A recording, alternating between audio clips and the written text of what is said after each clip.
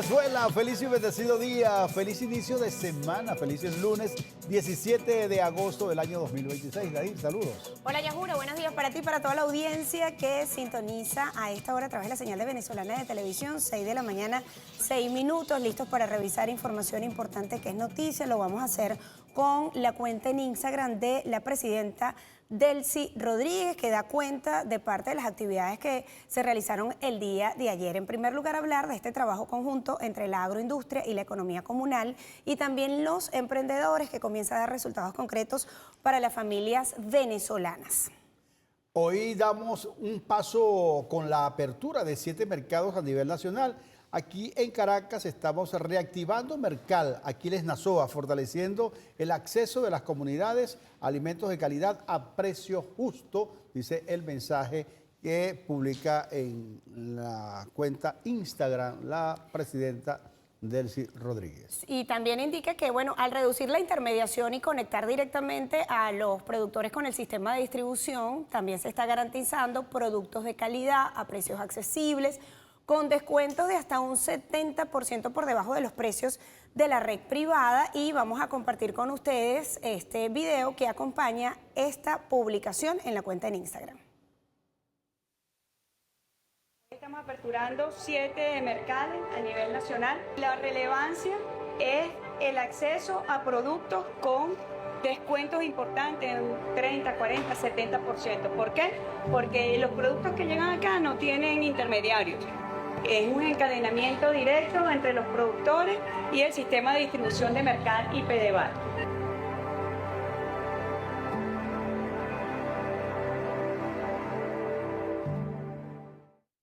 Importante esta noticia que al pueblo venezolano beneficiará en gran manera con la reactivación de los mercales en gran parte del territorio nacional, en esta primera etapa en algunos sectores de Caracas. Sí, fíjate acá destacar varios aspectos. Producción nacional, un porcentaje importante de descuento de los productos que se encuentran en estos lugares y además la cercanía en las diferentes zonas que va a permitir, bueno, a los venezolanos acudir y tener dentro de esa gama de opciones de venta de productos de primera necesidad, también contar ahora con estos establecimientos. Además, esto muestra ese trabajo conjunto que se viene realizando para garantizar el alimento a los venezolanos. Vamos a pasar ahora a revisar y hacer un recorrido por las noticias más destacadas. Vamos a iniciar con el portal de Últimas Noticias, que titula lo siguiente: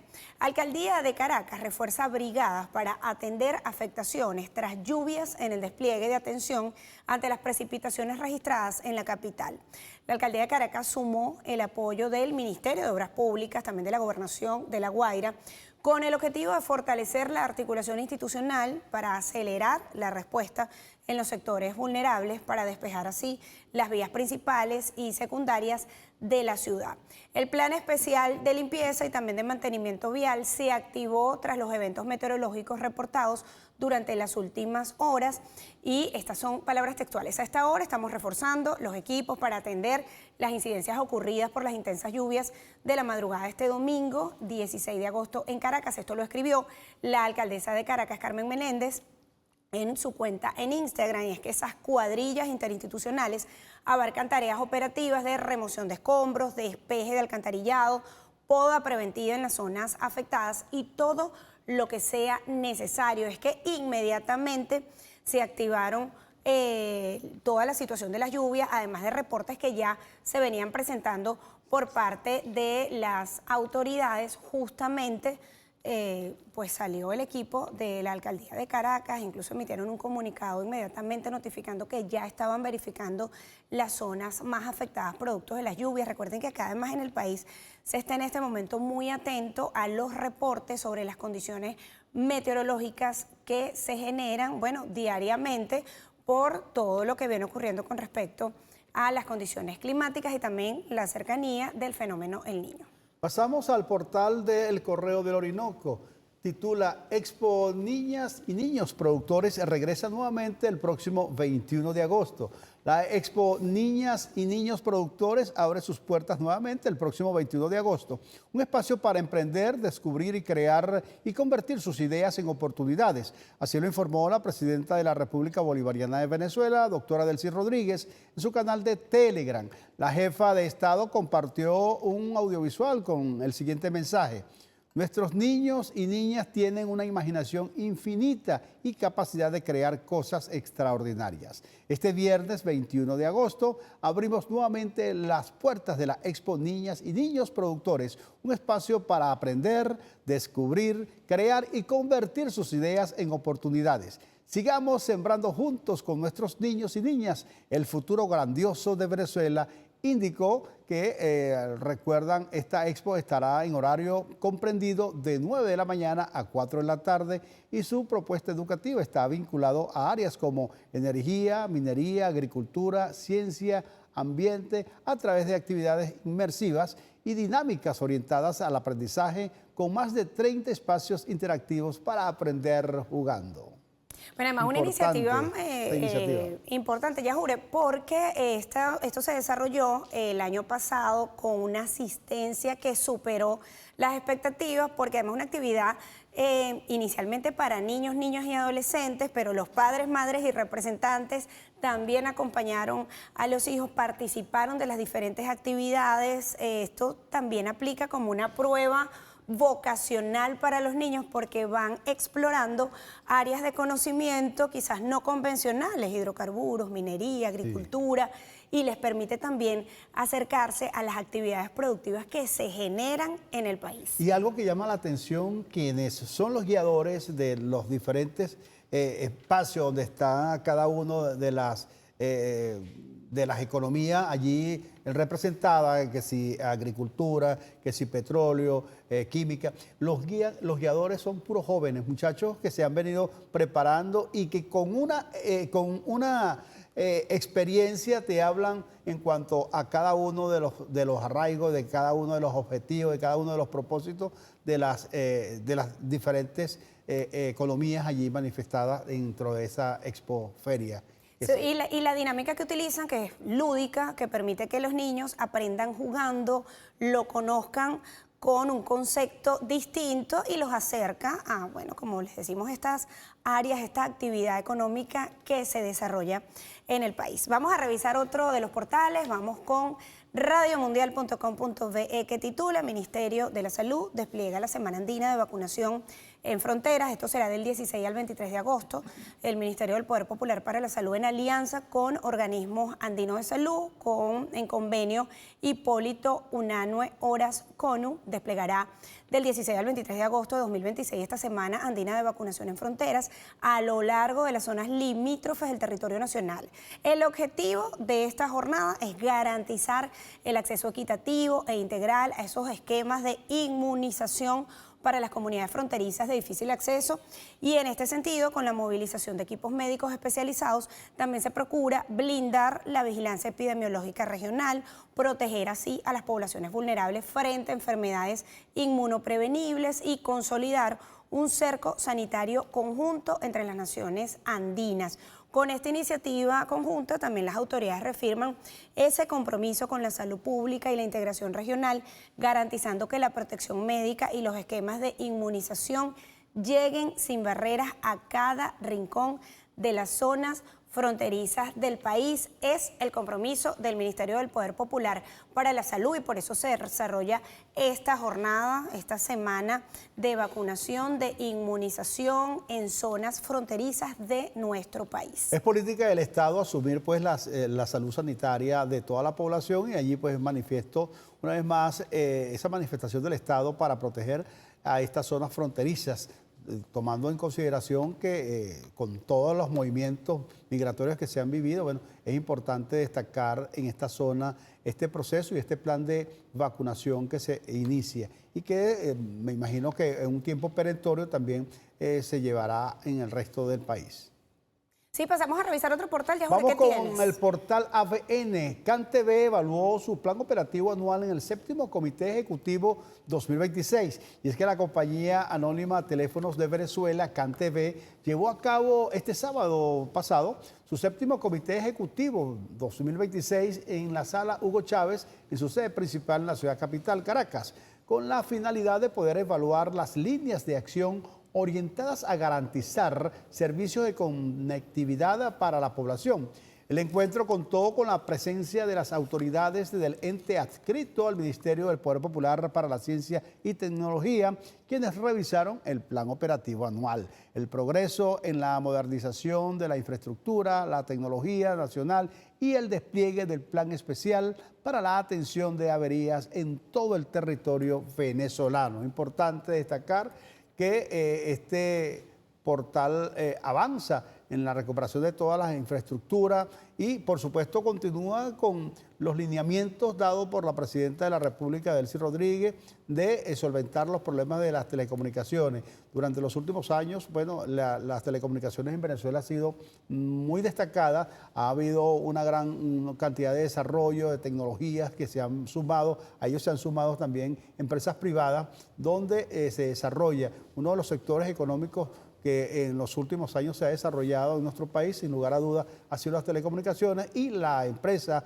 venezolana CanTV se suma también dando ejemplo prioritario en cuanto a la atención y reivindicando a todo lo que ha sido este servicio en los últimos años, que ha tenido un auge importante. Sí, además destacar que el equipo de CanTV se ha desplegado a lo largo y ancho del territorio nacional. Han desarrollado incluso un operativo especial en las zonas afectadas tras este doble terremoto el pasado 24 de junio, y allí lo hemos visto en Caracas, en Miranda, en La Guaira, en el estado de Aragua, en el estado Carabobo, trabajando directamente con las comunidades, reactivando en zonas donde a raíz del terremoto quedaron sin ese servicio y sin conexión de telecomunicaciones. CanTV incluso ha ampliado la gama de trabajo que tiene, es decir, además de ABA, además de líneas fijas, también tiene tecnología IP, es decir, se ha venido adaptando a las nuevas tecnologías y a los requerimientos que necesita el país. Justamente en ese comité anual que realizan es ese punto de encuentro entre todas las autoridades que hacen vida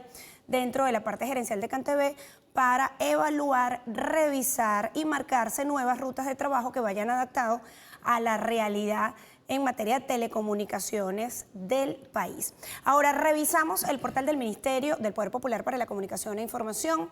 El titular: avanza la recuperación de la infraestructura escolar para el siglo 2026-2027. El Ministerio del Poder Popular para las Obras Públicas, en articulación directa con las Brigadas Comunitarias Militares para la Educación y la Salud, Bricomiles, desplegó labores de recuperación integral en 6 instituciones educativas del área metropolitana de Caracas y también del estado Miranda. Fíjense que la intervención atiende daños estructurales provocados por los recientes eventos telúricos, preparando las instalaciones para el inicio del periodo escolar 2026-2027. De hecho, este anuncio lo hizo recientemente la presidenta Delcy Rodríguez. Además, el día del anuncio contaba con las autoridades del Ministerio de Educación, Obras Públicas, quienes están directamente relacionados con esto. Por supuesto, el equipo de Bricomiles, que previo al reinicio de actividades académicas siempre se realizan revisiones de cómo se encuentra la infraestructura de las diferentes instituciones. A esto se le suma una revisión exhaustiva, donde también ha formado parte todo el comité de habitabilidad de infraestructura para chequear que la infraestructura de las instituciones educativas se encuentre en perfectas condiciones para el inicio de la actividad académica, y las que no están al 100%, bueno, hacer la revisión respectiva, el acondicionamiento de la infraestructura, los trabajos propios para que se pueda dar este año académico, bueno, cumpliendo con el cronograma previsto. Recordemos que las labores administrativas de cada centro educativo se inician en el mes de septiembre. Luego de arrancar el inicio administrativo, comienza el anuncio de clase. Creo que para esa fecha ya están listas todos estos centros educativos que están siendo refaccionados, reparados. Pasamos al portal de Telesur, y es que culminamos con este recorrido informativo con el portal de Telesur, que titula la siguiente información: Meteorólogos alertan sobre efectos del Niño en el clima de Cuba. El Instituto de Meteorología de Cuba advierte que este año la presencia del Niño podría ocasionar efectos como elevadas temperaturas, sequía y riesgo en algunos sectores, y además de ciclones que afecten directamente a la isla. El conocido como Niño Oscilación del Sur, el fenómeno es una interacción entre océano y atmósfera que ocurre cuando las temperaturas superficiales del Pacífico ecuatorial, oriental y central aumentan por encima de sus valores habituales. El calentamiento del Pacífico central y oriental transfiere el calor a la atmósfera, provocando sequías, por ejemplo, en el caso de Indonesia y Australia, así como inundaciones en parte de Sudamérica. Los especialistas consideran que la combinación con el calentamiento global hace imprescindible las repercusiones que podrían agravar la intensidad de olas de calor y otros desastres naturales en gran parte del mundo y particularmente en el Caribe, donde ya se preparan los cubanos para recibir pues todo este tipo de situación y usar toda la prudencia y toda la prevención que necesiten ante cualquier efecto de la temperatura. Sí, además que el fenómeno del Niño, el conocimiento y la información sobre el fenómeno del Niño ha llevado a todas las naciones a crear, mecanismos para atender esta situación. Es el caso también de nuestro país, y ahora de Venezuela. Y ahora llegó reforzado, ahora es Super Niño. El Super Niño, así es. 6 de la mañana, 22 minutos. Nos corresponde hacer la pausa. Al regreso vamos a conversar con Luigi Picela. Luigi Picela es empresario, es administrador. También, además, es integrante de la Comisión para la Evaluación de Clasificación de Activos Públicos. Vamos a revisar todo el panorama desde el punto de vista económico, empresarial, de inversión en nuestro país y de simplificación de trámites, un proceso que se está desarrollando en este momento, que ya hay resultados relevantes que vamos a revisar con nuestro invitado. Pausa y en breve de vuelta, no se aparten de nuestra sintonía.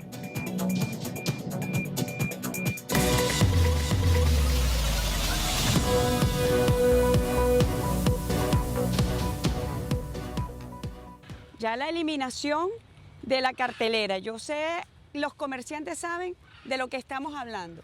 La cartelera. Se acabó la historia de la cartelera y doy la orden que todos los organismos del Ejecutivo nacional, regional, local, que exijan esos documentos en papelera, quedan a partir de este momento absolutamente eliminados. Se acabó esa historia. También el del RIF vencido. No hay más RIF vencido. El RIF a partir de ahora mantiene su vigencia, salvo que tenga un cambio del domicilio fiscal de accionistas en su junta directiva, pero no más RIF vencido, no más cartelera. Y yo exhorto a las gobernaciones y alcaldías que mantengan esas prácticas de cartelera, de permiso en cartelera. No hace falta, porque cada institución, cada organismo tiene ese papelito. No hace falta, disculpen que lo digan estos términos, no hace falta perturbar a los comerciantes, a los ciudadanos, a las ciudadanas con una preocupación más.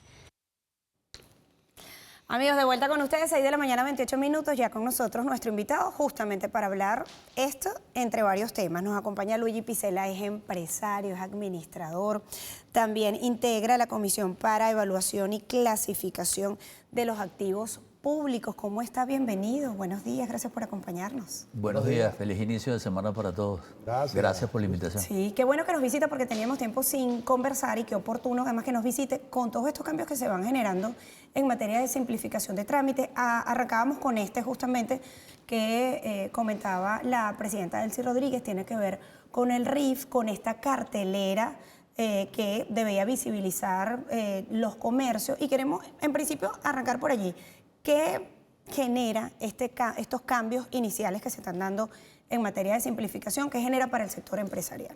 Bueno, en primer lugar, como la presidenta lo ha dicho allí, simplificación de trámite. ¿Qué quiere decir esto? Es ir abriendo el abanico, no solo para los contribuyentes que ya existen, sino para los nuevos, para que se vaya ampliando la base tributaria. Es decir, ir eliminando todo lo que es engorroso.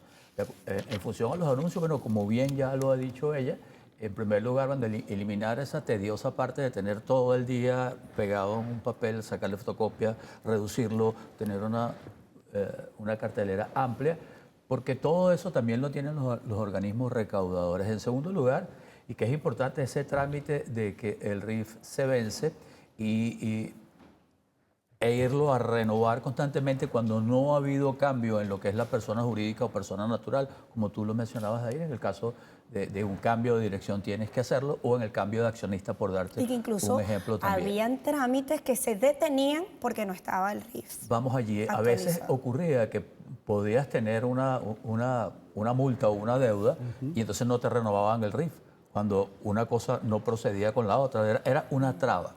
Después de ello está la eliminación de la homologación de los sistemas contables, administrativos y de facturación que exigía el CENIAT. ¿Qué quiere decir esto? Que aun cuando ya lo tenías y estabas facturando y tenías una máquina fiscal, pues ese software ya perdía vigencia y tenías que comprar otro y homologarlo también ante el CENIAT. ¿Qué traía esto como consecuencia inmediata? Bueno, que el pequeño comerciante tenía que hacer nuevamente una inversión en el software, o esperar o conseguir a alguien que lo surtiera, y adicionalmente a ello perjudicaba a los pequeños emprendedores que también hacen desarrollos de programas y que antes lo vendían, ahora tenían que homologarlo y en muchos de los casos no tenían los recursos para esperar, para ir incansablemente. Adicional a esto también, las grandes empresas tenían software que eran de otros países. Homologarlos para ellos y con sanciones, por darte un ejemplo, era un temazo. O tenían que venir porque ya se habían ido del país.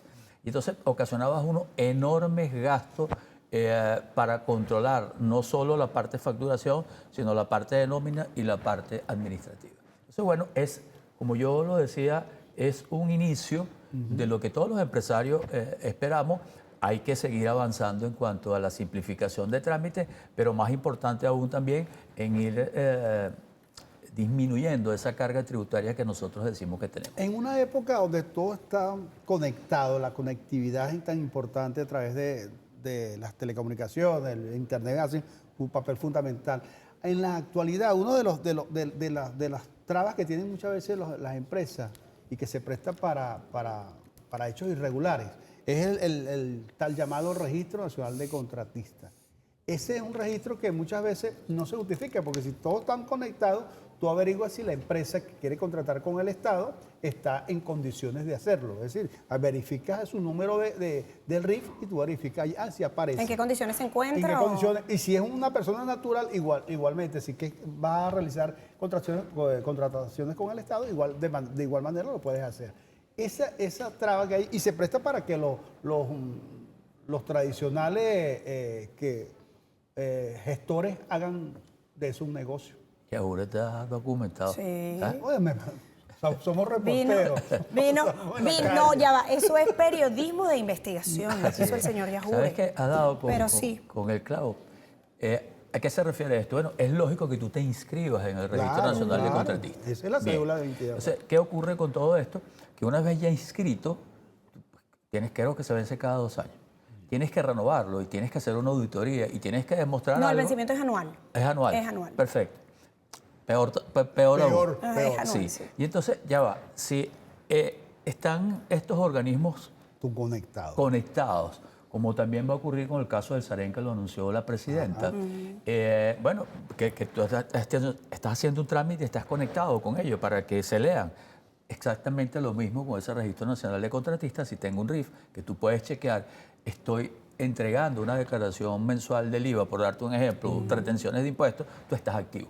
Así es. Claro. Entonces, ese trámite debería ser, pero o bien que no se venza en ese tiempo, o bien que tú puedas chequear, me refiero al organismo, si no estás facturando, bueno, tú no estás activo, o múltiples cuestiones. Entonces, ahí también hay que seguir avanzando. Es decir, como lo dije ahorita, hace poco, hay que seguir avanzando. Y se presta para mucho. Por ejemplo, el registro, yo creo que es así, porque me he consultado a muchas personas en la calle. Y creo que el 90% de las empresas, que tienen el Registro Nacional de Contratistas y que contrata con el Estado, la hace a través de gestores. paso a través de gestores. Entonces, es una de las formas de ir sacándolos del juego y hacerla directamente. Es que hay varios temas, ¿no? Uno de ellos es la simplificación para hacerle la vida más amigable al formal que ya existe. Y después de ahí hay que seguir ampliando para que ese emprendedor que nos ve ahorita se pueda formalizar e incentivarlo para ello. Una de las medidas también es que se revise quiénes son contribuyentes especiales, quiénes no, en función a la facturación, para que los más pequeños no tengan esa carga múltiple. Pero, ¿qué está ocurriendo con eso? Eso es importante. Me imagino que el superintendente ya debe estar trabajando en eso. Me imagino, no estoy seguro, para ir separando lo que son los grandes contribuyentes con los pequeños y medianos, ¿no? o el pequeño básicamente. Pero después de allí, yo vengo haciendo desde hace mucho tiempo propuestas para que se evalúen. Una de ellas es para ese emprendedor que también le va a costar hacer todo esto, lo que estamos hablando, aun cuando estos trámites se vayan simplificando. No me refiero al hecho del RIF, pero sí tener una contabilidad enorme, los recursos, comprar una impresora, etcétera, etcétera, o mantener todas las declaraciones. Para él siempre hemos sugerido, para ese emprendedor, que haya un monotributo. Es decir, con un solo pago, independientemente de todo lo que él tenga a nivel de facturación, bueno, que él esté formalizado. Y siempre hemos dicho que para incentivarlo, nosotros hemos hecho la propuesta de que esos recursos se les redirijan a ellos a través de créditos a muy baja tasa. Entonces, esa es una propuesta que, para que la evalúen, para que los emprendedores se formalicen, se sientan bien y como incentivo, bueno, tú estás formalizado, tienes opción de obtener un crédito para que usted vaya creciendo hasta que salga de ese tema de emprendedor. Que entiendo, ese monotributo es por un tiempo determinado. ¿Hay un tiempo que se propuso? Sí, tiene que evaluarse, porque evidentemente en la misma medida que ya tú creces, bueno, ya estás preparado, ya estás gordito como para que entres a la otra etapa. Se habla incluso de 3 o 5 años. Es que no es determinado en el tiempo, pero sí en la operación que él tiene, porque si él aumenta inmediatamente de una facturación a otra o de trabajadores, ya pasa a ser un pequeño empresario. Ahora, ¿qué otros aspectos se deben revisar? Ahorita, bueno, hablábamos del tema del RIF, habló de la homologación con respecto al tema de la facturación. Siguiendo quizás esa línea, ¿cuál es el siguiente paso o cuáles son esos aspectos importantes que se deben revisar en este momento? Mira, sabes que nosotros decimos que tenemos unos excesivos tributos fiscales y parafiscales. También la modernización a veces, hacer tantos pagos separados, a veces sí se pueden centralizar. Pero ¿por qué nosotros decimos que tenemos excesivos tributos fiscales y parafiscales? Nosotros pagamos aproximadamente un 60% de los ingresos que nosotros tenemos, es decir, de la utilidad. Entonces, Yahure me preguntará, ¿eso es bueno o es malo? Bueno, es que depende, cuando tú te comparas con los demás países, si tú pagas mucho más, te resta competitividad con los productos importados. Es por eso que decimos que debería armonizarse esa parte, pero también ¿para qué? Para atraer, para ampliar la base de contribuyentes, que no se sienta esa carga, que estés cómodo y que evidentemente puedas competir con los productos de afuera. Una de las maneras que siempre hemos dicho, y lo que decía que aplica para el tema de los emprendedores, es que anteriormente, mientras tú más facturabas, tú tenías un balance y un estado de ganancia y pérdida que podías llevarlo a un banco y decir, mira lo que facturo, en función a ello, dame más plata para crecer, más créditos, ¿no? Y entonces eso es un estímulo. Se ha perdido un poco porque también hay escasos, se ha aumentado el tema del crédito. ¿Qué pasa? Que él representa apenas un 3% del PIB cuando debería representar 14%. Es decir, todavía tenemos que crecer en la parte crediticia. ¿En qué cree usted donde hay mayor exceso de tributo? Mira, unas partes que a nosotros nos gustaría eliminar un trámite es cuando presentamos la declaración del IVA, por darte un ejemplo, que se presenta cada 15 días. Es decir, extenderlo a 30 días. Uno de ellos son los créditos fiscales. Los créditos fiscales es una diferencia favorable que tiene el contribuyente en relación a las declaraciones que viene haciendo. ¿Qué ocurre? Que no hay manera de utilizar ese crédito fiscal. Es decir, es como si yo le pago en exceso y no tengo manera de compensarlo con otros impuestos. Eso debe revisarse. Eso se ajustaría con la retención que hacen los grandes contribuyentes. Hoy por hoy es 75%. Si se disminuyese un 50%, eso fuese disminuyendo la carga. Otro de las partes que tú dices que quisiéramos que se revise es el impuesto sobre la renta anticipado que nosotros pagamos. ¿Cómo ¿Cómo ocurre esto? Sobre tu facturación mensual, sobre esos ingresos brutos, el 1% tú lo debes pagar como impuesto sobre la renta por anticipado. ¿Qué ocurre con esto? Que tú no sabes cómo va a ser tu final de año. Puede ser que no ganes dinero, correcto. Entonces, si no ganas, te va a quedar un crédito fiscal. El problema es que lo pierdes también por la inflación. Allí lo que hemos propuesto es hacer un cambio, es decir, como era antes. Las empresas que ya obtuvieron utilidad en el impuesto sobre la renta, que hagan una declaración estimada con un crecimiento en la utilidad para el año siguiente y pagaban en 4 cuotas esa declaración estimada. ¿Por qué digo esto? Porque cuando tú montas un negocio nuevo, los primeros años tú no ganas plata. O sea, tú lo que haces es invertir. Entonces, si yo quiero atraer a un inversionista, ¿cómo lo va a poner a pagar impuestos si él no va a ganar impuestos muchos años? Y después, si fuese estable, esa moneda que tú pones allí, bueno, tienes unos churupitos ahorrados, pero es que como es en bolívares se va deteriorando en el tiempo. Son una de las tantas cosas que queremos que se revisen a efecto de que contribuya a ampliar la base de contribuyentes. Nosotros decimos, Dair y Yajure, que el Estado tiene 2 fuentes de ingresos determinantes, 2 rentas. La petrolera es exactamente igual. Por la extracción se paga y también se pagan por impuestos sobre la renta, y la no petrolera. Son los 2 ingresos fundamentales que tiene el Estado. También queremos que esa renta aumente, pero por mayor actividad económica, no por los impuestos. Y siempre hemos dicho de que cuando la carga tributaria es pesada, empuja a la informalidad. Y también no solo ello, también con la simplificación que ya se comenzó a hacer, también es una de las trabas que existe, pues, para poder estar al día es complicadísimo. Sí. Entonces, bueno, aquí tenemos un avance importante para ello. Fíjense, tenemos que hacer la pausa, 6 de la mañana, 41 minutos. Luigi Picela conversando con nosotros, empresario. Ahora, ¿cómo se puede proteger la producción nacional? Lo hecho en Venezuela, con todo lo que se está haciendo para que sea lo hecho en Venezuela también competitivo en cuanto a calidad y precio con lo que llega a Venezuela. Eso nos lo cuenta luego de la pausa. Ya venimos.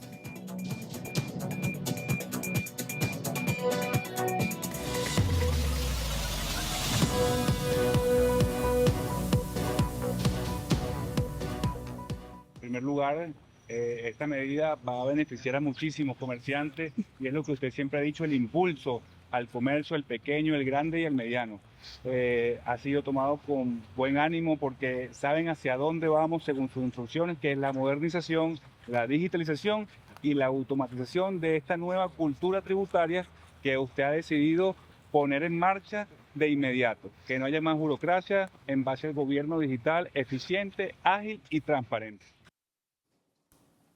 Ahí teníamos al superintendente Román Maniglia y, bueno, hablando acerca de lo que es la digitalización de los procesos. Pero antes de seguir conversando con nuestro invitado, Luigi Picela, expresidente de Conindustria, vamos a hablar acerca de los objetivos de la digitalización, los cuales tiene como propósito reducir el uso de papeles y procesos manuales, disminuir la burocracia para pequeños, medianos y grandes comerciantes, crear una cultura tributaria transparente, rápida y eficiente por vía electrónica. Esos son los objetivos los cuales se ha trazado la presidenta de la República, Delcy Rodríguez, en mejorar pues la recaudación y simplificar todos los procesos para el registro para los empresarios. Sí, Luigi Picela con nosotros, empresario, expresidente de Conindustria, quien también tiene responsabilidades con respecto a la revisión de los activos públicos. Y le había dejado una pregunta al aire que tiene que ver con lo hecho en Venezuela, con la producción nacional y la protección de ese sector que produce en nuestro país en estos tiempos, y eso también está estimado en revisión, en planificación. Sí, es uno de los objetivos de la presidenta, incluso desde que era vicepresidenta, que es la sustitución de importación por producción nacional.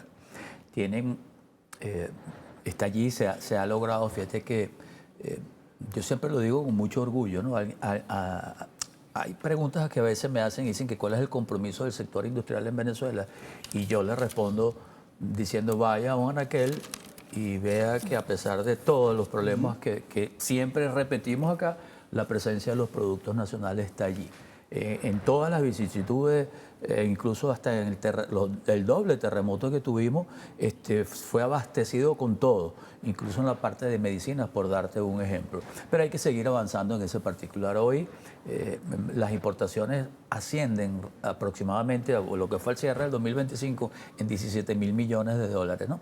Eso hay que reducirlo. ¿Por qué? Porque hay que producir más en el país. Está la capacidad instalada. Ahora hay que generar las condiciones para que ello ocurra. ¿Y cuáles son las condiciones para que esto ocurra? Bueno, seguir avanzando en esto que se está haciendo, sobre todo en la parte de la digitalización que tú mencionabas, que vas a facilitar no solo la parte nuestra, sino la recaudación inmediata. Es decir, el momento que estás pagando el IVA, el ente emisor está recibiendo ello. No tiene por qué esperar 15 días para recibirlo o el mes. Después de ello, es crear las condiciones, digamos, macroeconómicas de estabilidad en cuanto a la tasa cambiaria, que nos afecta a todos, tanto a los empresarios como a los trabajadores.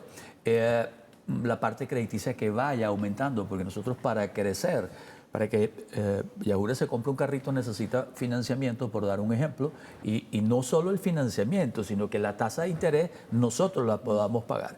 Que se vaya recuperando el poder adquisitivo del trabajador. ¿Cómo se recupera? Con la producción nacional, no con la importación. Con la importación, tú dejas esa masa de trabajadores allá afuera, no son los que están aquí. Tú estás contribuyendo a una masa laboral que está afuera.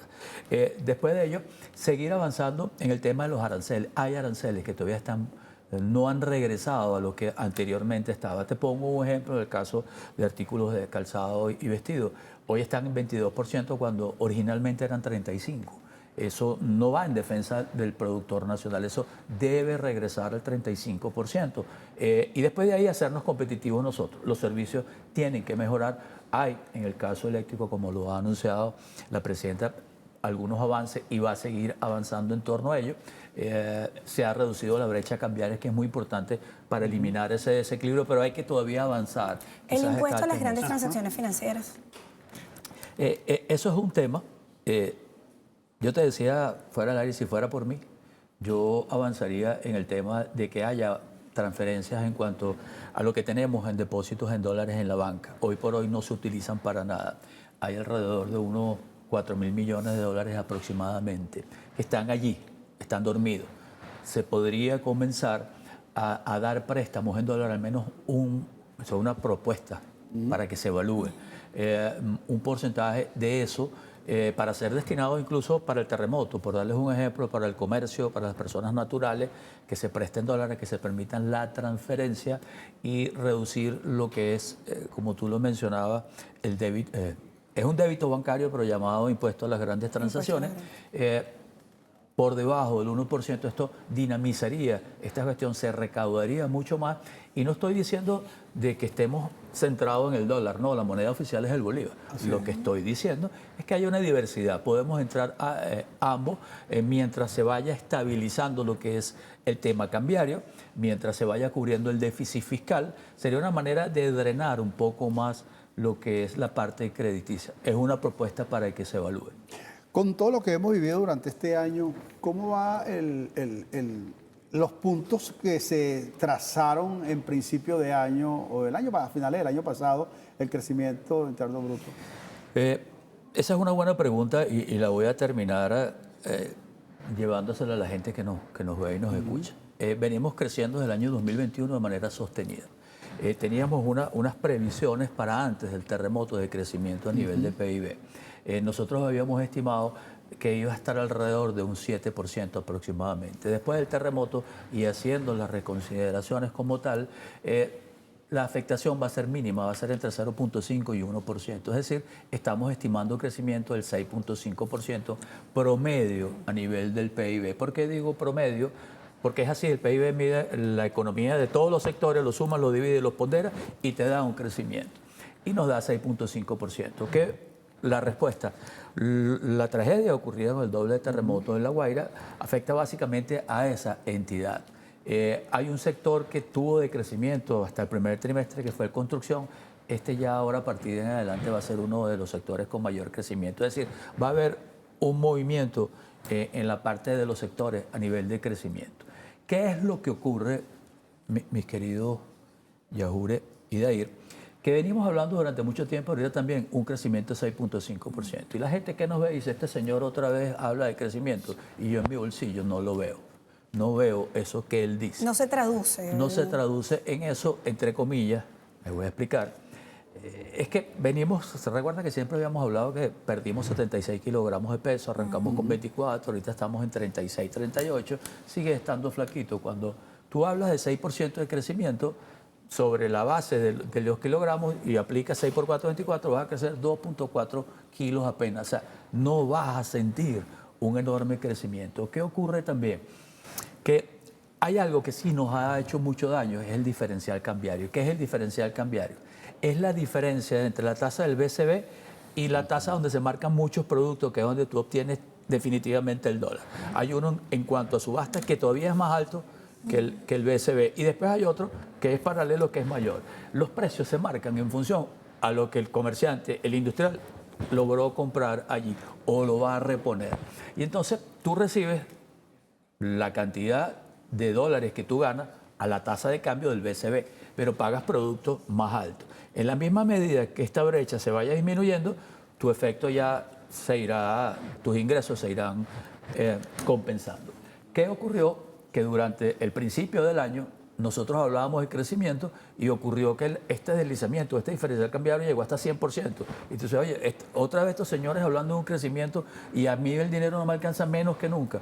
Es porque hablamos de una fotografía de un año y en ese preciso momento teníamos ese diferencial. Eso se viene corrigiendo con intervenciones del Banco Central, con ajustes en la tasa de cambio y evidentemente la plata que nosotros adquirimos nos alcanza para alimentos, que es lo más inmediato, después medicina, y después ahí ya comienza un déficit.